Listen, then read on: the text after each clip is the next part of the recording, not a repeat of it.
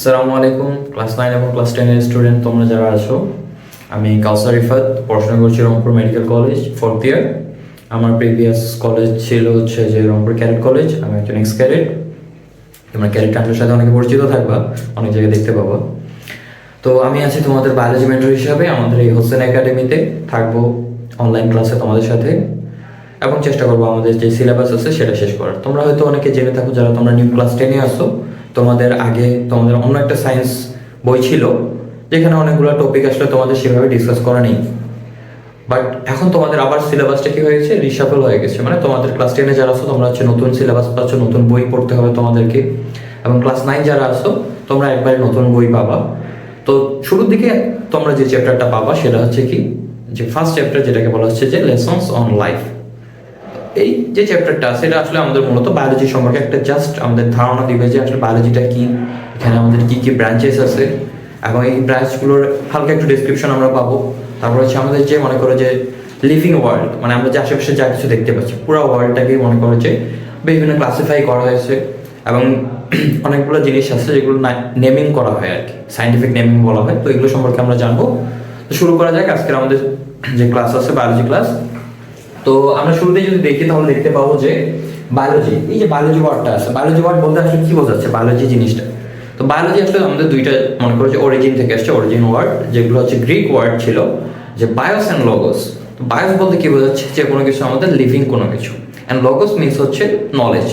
তো এই যে বায়ো লিভিং বোঝাচ্ছে, লিভিং বলতে আসলে কি বুঝি আমরা, যে আশেপাশে যা দেখতেছি সবই মনে করো যে লিভিং, সবই জীবিত না। আসলে আমাদের এই যে লিভিং অথবা মনে করো যে ডেড কোনো কিছু বোঝাতে ইউজ করা হচ্ছে আমাদের একটা সেলকে।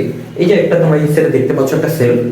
সেল আসলে কি, একটা structural and functional unit of an organism or any part. তো এই যে সেলটা আছে এটা প্রথম একজন সায়েন্টিস্ট আবিষ্কার করেছিলেন, তার নাম হচ্ছে লিউয়েনহু।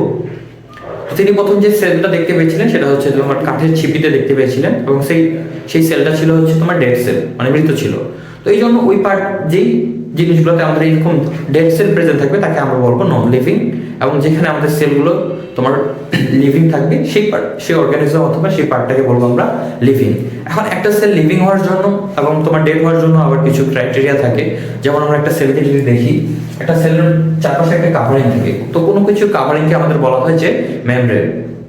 তো সেলের মেমব্রেন নরমালি নাম হবে তোমাদের সেল মেমব্রেন, সেলের আশেপাশে যে মেমব্রেনটা থাকবে এটাকে সেল মেমব্রেনই বলা হয়। এবং এর ভিতরের দিকে আমাদের মনে করো ফুল যে পার্টটা থাকবে তাকে বলা হয় হচ্ছে আমাদের প্রোটোপ্লাজম। তো এই প্রোটোপ্লাজমটাকে বলা হয় যে আমাদের ফুল লাইফের একটা বেসিস বলা হয়। এটা যদি থাকে এবং সেটা যদি লিভিং থাকে তাহলে তোমাকে বলা হবে একটা তুমি হচ্ছে লিভিং পার্ট, আর যদি না থাকে তোমার মনে করো ডেড অথবা আমাদের যে প্রোটোপ্লাজমটা আছে সেটা যদি নন ফাংশনাল হয়ে থাকে তাহলে তোমার মনে করো সেই পার্টটাকে অথবা সেই জিনিসটাকে আমরা বলবো ডেড, ডেড বডি অথবা ডেড পার্ট যাই বলো। তো এই যে প্রোটোপ্লাজম, তাছাড়া আমাদের নিউক্লিয়াস আছে, নিউক্লিয়াসও অনেকটা আমাদের মনে করো একটা জিনিস জীবিত কিনা সেটা প্রকাশ করার জন্য আমাদের কাইন্ড অফ আমরা ইউজ করে থাকি যে এই জিনিসটা তোমার জীবিত না মৃত। তো দুইটা জিনিস লাগতেছে, একটা হচ্ছে প্রোটোপ্লাজম আর হচ্ছে নিউক্লিয়াস। তো আমরা আজকে শুরু করি। তো বায়োলজির যে এগুলো আমরা হালকা জেনে নিলাম যে বায়োস মিনস হচ্ছে তোমার লিভিং এবং লগোস মিনস নলেজ। এই দুইটা হচ্ছে আমাদের গ্রিক ওয়ার্ড থেকে, এবং বেশিরভাগ কিছু আমাদের গ্রিক থেকে অরিজিন হয়েছে মনে করো যে। এবং এই যে নামকরণ করছে হচ্ছে কি একজন গ্রিক ফিলোসফার ছিল অ্যারিস্টটল, তিনি হচ্ছে এটা মনে করো নামকরণ করছে যে বায়োলজি। এই অ্যারিস্টটলকে তোমরা আরো অনেক জায়গায় পাবা, ফিজিক্সে পাবা, তারপরে এই দর্শনবিদ্যায় অনেক কাজ আছে তোমরা সম্পর্কে জানবা। তো এই জন্য অ্যারিস্টটলকে বলা হয়েছে তোমাদের ফাদার অফ বায়োলজি। তো এখন আসি আমরা হচ্ছে বায়োলজি পার্টস। তো কোনো কিছু মনে করো যে জিনিসটা অনেক বড়, এটা আমরা মনে করো যে ওর যদি নলেজটা আমরা গেইন করতে চাই তো সেটাকে অনেকগুলো সেকশনে ভাগ করা হয়। তো বায়োলজি আসলে এটা একটা হিউজ সাবজেক্ট, মাদার সাবজেক্ট বলা হয়। তো এগুলোকে শুরুর দিকে যে আমরা যে মনে করো এনশিয়েন্ট টাইম ছিল তখন আসলে দুইটা ভাগে ভাগ করা হয়। তো আমরা চোখে যা দেখতাম যে এনিম্যাল এবং প্ল্যান্ট,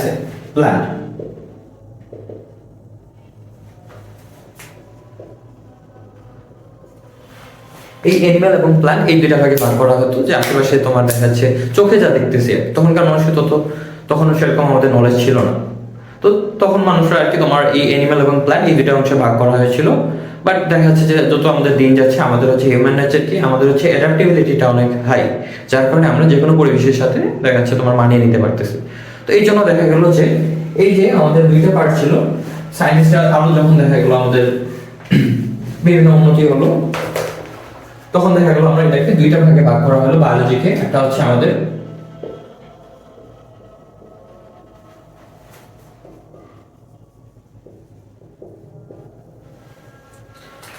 তো সায়েন্সটা আসলে আমাদের মূল আরো দুইটা ভাগে ভাগ করলো বায়োলজিকে, সেটা হচ্ছে যে অ্যাপ্লাইড বায়োলজি আর হচ্ছে ফিজিক্যাল বায়োলজি।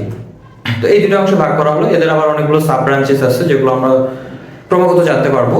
তো এদের আসলে আমাদের যে মনে করো ফিজিক্যাল বায়োলজি আর অ্যাপ্লাইড বায়োলজি, এদের কিছু কমন ক্যারেক্টারিস্টিক্স আছে। তো এই ক্যারেক্টারিস্টিক্স গুলো আমরা এখন হালকা একটু জানার চেষ্টা করব। যে তোমার ফিজিক্যাল যে বায়োলজি আছে এখানে আমরা দেখতে পাবো যে এদের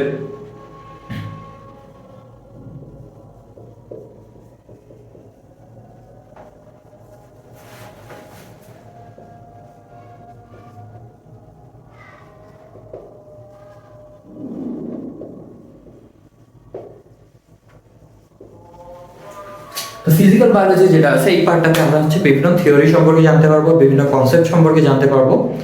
আর আমাদের অ্যাপ্লাইড বায়োলজি যে পার্টটা আছে এখানে হচ্ছে আমরা কি জানতে পারবো, যে বিভিন্ন প্র্যাকটিক্যাল নলেজ সম্পর্কে জানতে পারবো। তারপর হচ্ছে ফিল্ড বেসড কিছু আমাদের নলেজ আছে, যেমন হচ্ছে আমাদের কৃষি কাজ করা হচ্ছে এগ্রিকালচার পার্ট, তারপরে হচ্ছে তোমার বন জঙ্গলের কিছু পার্ট আছে। তো এই পার্টগুলোর যে সেকশনটা থাকবে সেটা হচ্ছে আমাদের অ্যাপ্লাইড বায়োলজিতে ইনক্লুডেড থাকবে। তো তোমাদের এই পার্টগুলো থেকে আর কি কোন ধরনের কোয়েশ্চেন আসে, এখান থেকে মূলত এমসিকিউ বেসড কোয়েশ্চেন আসবে, মানে নলেজ বেসড কোয়েশ্চেন আসবে, তোমাদের ডেফিনেশন আসতে পারে।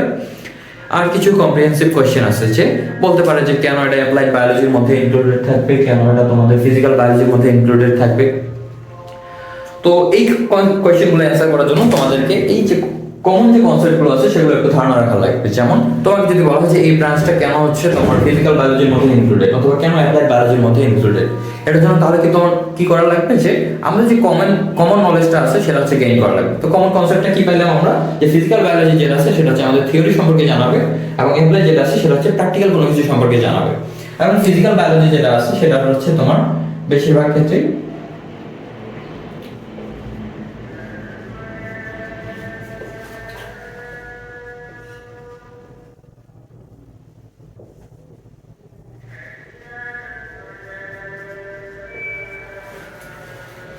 আমাদের যে ফিজিক্যাল বায়োলজি আছে এই পার্টগুলো আমরা কই পাবো, এই পার্টগুলো আমরা মূলত পাই আমরা যেমন মেডিকেলের স্টুডেন্ট, আমাদের এগুলো মনে করো যে বইয়ের মধ্যে লেখা থাকে, যে বইয়ের মধ্যে আমাদের বিভিন্ন সাবজেক্ট আছে, যেমন সাইটোলজি, হিস্টোলজি।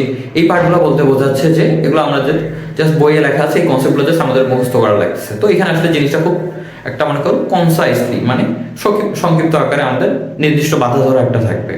বাট আমাদের যে অ্যাপ্লাইড বায়োলজি পার্টটা আছে, এই অ্যাপ্লাইড বায়োলজিতে আমরা কি পাবো, যে আমাদের মনে করো যে আমাদের 2020 সালে কি হচ্ছিল, যে প্যান্ডেমিক একটা আকার ধারণ করেছিল, কিসের কারণে, করোনা ভাইরাসের কারণে।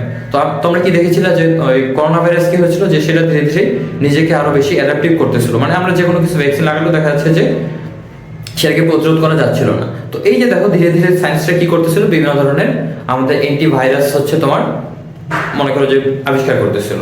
তো এই যে তোমার ধীরে ধীরে যে আমরা মনে করো ডেভেলপ করছি, মানে এটা হচ্ছে না আবার চেঞ্জ হচ্ছে। তো এই জিনিসটা কি অ্যাপ্লাইড বায়োলজিতে আমরা কি পাবো, ভেরিয়েবল পাবো, এবং এটা হচ্ছে আমাদের কি থাকবে, কন্টিনিউয়াসলি ডেভেলপিং থাকবে, মানে ধীরে ধীরে উন্নতি করতে থাকবে। এটা হলো না, এটার পরে আচ্ছা তাহলে এটা গেল, নতুন একটা কোনো কিছু আমরা আবিষ্কার করি। তাহলে এখানে হচ্ছে আমাদের আরেকটা জিনিস বলতে পারি যে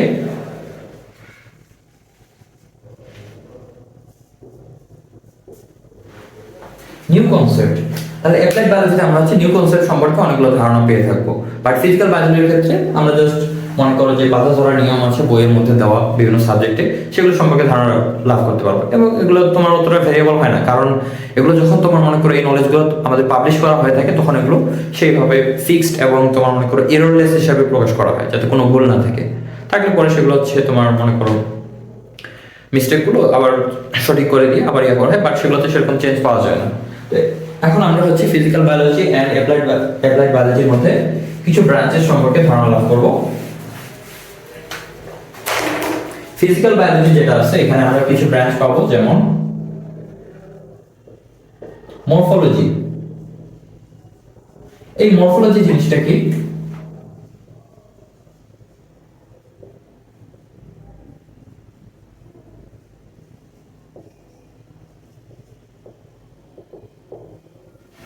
যে কোনো কিছু অর্গানিজম অথবা যে কোনো কিছুর আমাদের স্ট্রাকচার সেটা কিভাবে গঠিত, কি কি অর্গান নিয়ে গঠিত সেটা আলোচনা করা হবে আমাদের মরফোলজিতে। যেমন আমাদের হিউম্যান বডিতে কি আছে, হ্যান্ডস আছে, লেগস আছে, দেন হচ্ছে আমাদের মাথা আছে, হ্যান্ড দেন হচ্ছে আমাদের চেস্ট, বিভিন্ন পার্টস আছে। তো এই যে এগুলো সম্পর্কে যেখানে আলোচনা করা হবে সেটাকে বলা হবে মরফোলজি। তো এই মরফোলজির আবার দুটো ভাগ আছে, দেখা যাচ্ছে যে external morphology and internal morphology. তো এক্সটার্নাল মরফোলজি বলতে কি বোঝাবে? এক্সটার্নাল মরফোলজি বলতে বোঝাবে যে আমাদের বাইরে যা কিছু দেখা যাবে, মনে করো হাত পা, এগুলো আমাদের বাইরে থেকে দেখা যাচ্ছে। তো এগুলো সম্পর্কে ধারণা মনে করো যে নলেজগুলো যেখানে দেওয়া হবে সেটা হচ্ছে আমাদের এক্সটার্নাল মরফোলজি। এবং ইন্টারনাল মরফোলজি কি, আমাদের মধ্যে মনে করো যে স্টোমাক, ইন্টেস্টাইন, তারপর আরো বিভিন্ন লিভার পার্ট আছে। তো এগুলো কি আমরা দেখতে পাচ্ছি? দেখতে পাচ্ছি না। তো ভিতরে যেগুলো থাকবে সেগুলো হচ্ছে ইন্টারনাল মরফোলজিতে আলোচনা করা হবে। তারপরে আমরা যদি দেখি মরফোলজি গেল, দেন হচ্ছে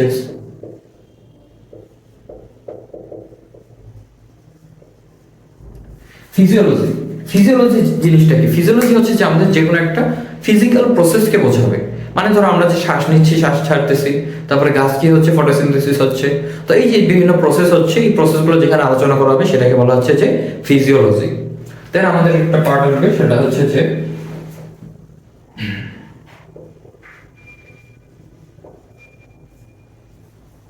সাইকোলজি। সাইকোলজি মানে কি? তো আমরা কিছু মনে করো যে ওয়ার্ড জেনে নেবো, যে এগুলো হচ্ছে বায়োলজিক্যাল টার্ম, এগুলো বেশিরভাগ জায়গায় তোমরা পাবা। তো এই সাইটো কথাটার অর্থই হচ্ছে আমাদের সেল।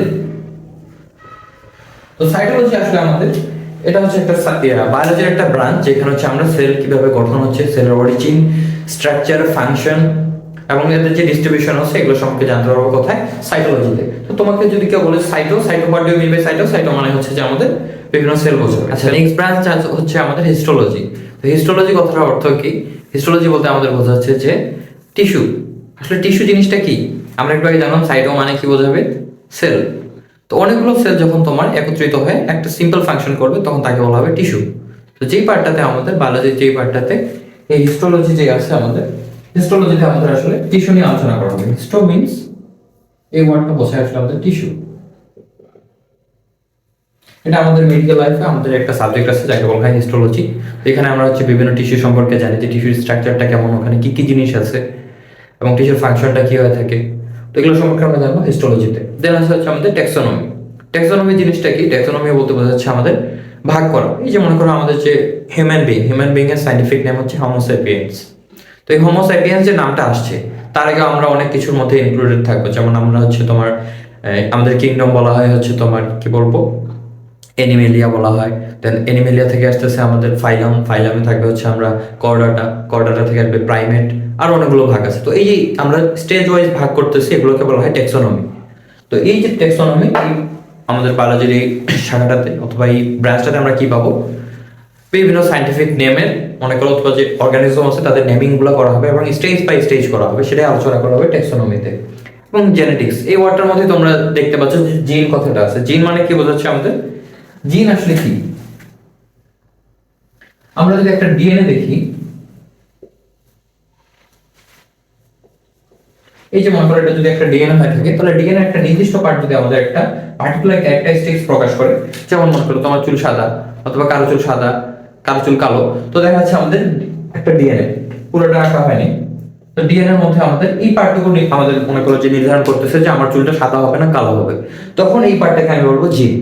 তো এই জিন সম্পর্কে যেখানে আলোচনা করা হবে তাকে বলা হবে জেনেটিক্স। জিন এবং জিনের মনে করো ফাংশন, স্ট্রাকচার, এগুলো সম্পর্কে আলোচনা করা হবে জেনেটিক্সে। দেন হচ্ছে আমাদের এন্ডোক্রাইনোলজি। এন্ডোক্রাইনোলজি জিনিসটা কি? এন্ডোক্রাইন, এক্সোক্রাইন, এরকম আমরা হচ্ছে দুটো টার্ম পাবো। তোমরা ক্লাস 9-10 এর শেষের দিকে পাবা, অথবা 11-12 এই জিনিসটা সম্পর্কে অনেকটা কনসেপ্ট পাবা। তো আমরা শুরুর দিকে জেনে রাখি যে আমাদের দুইটা জিনিস আছে, এন্ডোক্রাইন এন্ড এক্সোক্রাইন।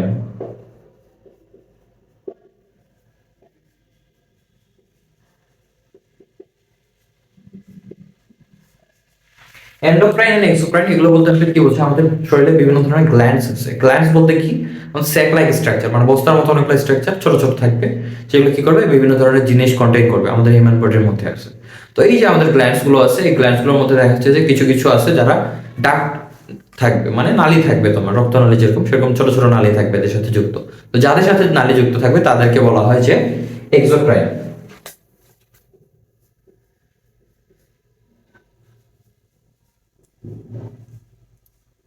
তাহলে এই এক্সোক্রাইন গ্ল্যান্ড যেগুলো বলবো সেগুলোতে কি থাকবে? সেগুলোতে হচ্ছে ডাক্ট প্রেজেন্ট থাকবে, এই জন্য এগুলোকে বলা হবে এক্সোক্রাইন। আর এন্ডোক্রাইন, এন্ডো কথার অর্থই হচ্ছে আমাদের আরো একটা জিনিস, আমরা চমৎকার জিনিস শিখে রাখি, সেটা হচ্ছে যে এন্ডো বলতে বোঝাবে তোমার ইনসাইড কোনো কিছু,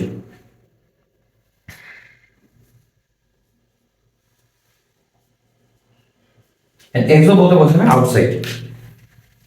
তো এই যে এন্ডোক্রাইন, এই গ্ল্যান্ডগুলো কই পাবো আমরা? এই গ্ল্যান্ডগুলো হচ্ছে মূলত আমাদের ডাক্টারেস গ্ল্যান্ড বলা হয়।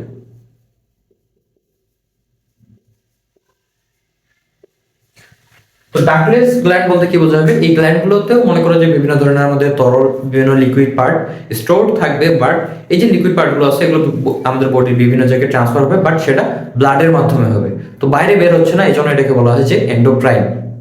এবং আমাদের এই যে এক্সোক্রাইন, এক্সোক্রাইন মানে বোঝাচ্ছে আউটসাইড, মানে ব্লাডের বাইরে দিয়ে এটা প্রবাহিত হচ্ছে, মানে ব্লাড ছাড়াই হচ্ছে আমাদের সার্কুলেশন হচ্ছে, এই জন্য এটাকে বলা হচ্ছে এক্সোক্রাইন এবং এটাকে এন্ডোক্রাইন। তো এই যে এন্ডোক্রাইন এবং এক্সোক্রাইন গ্ল্যান্ড, এগুলো সম্পর্কে যেখানে আলোচনা করা হবে, এই গ্ল্যান্ডের যে ফাংশন গুলো আছে এগুলো সম্পর্কে যেখানে আলোচনা করা হবে সেটাকে বলা হচ্ছে যে এন্ডোক্রাইনোলজি। তাছাড়া আমাদের আরেকটা পার্ট আছে যে বায়োজিওগ্রাফি।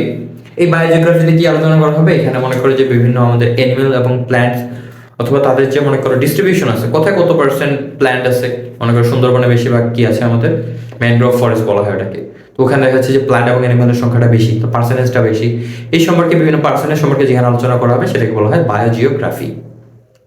তো আজকে এই পর্যন্তই তোমাদের, নেক্সট দিন আমরা হচ্ছে অ্যাপ্লাইড বায়োলজি সম্পর্কে জানবো এবং সাথে ক্লাসিফিকেশনও হালকা পাতলা আমাদের ধারণা লাভ করবো। সবাইকে ধন্যবাদ।